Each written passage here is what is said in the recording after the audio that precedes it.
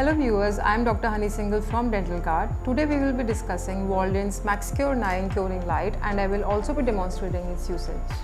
Let's start with assembling this unit. I am attaching the light guide to the handpiece.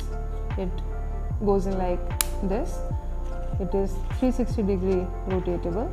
The light hood goes in like this for eye protection, and this is the charging base. Let's see its features now.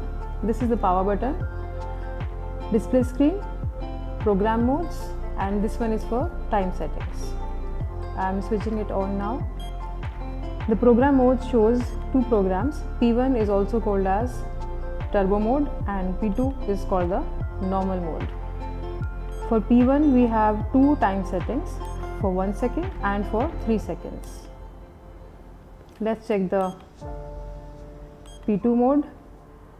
For this we have 4 time settings ranging from 5 to 20. I'll be showing how Waldent's Maxcure 9 curing light works. For this I have already prepared class 1 cavity in this typhodont. Now I'm placing this composite material in the already prepared cavity with the help of a cement carrier. Now I'm curing this material using Maxcure 9 on turbo mode. Let's see if the turbo mode was able to cure this very well.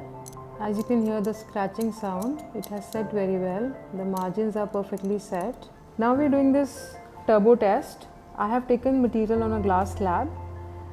Let's measure it. It is about 2 mm thick, and I'll be curing it for just 1 second using the turbo mode.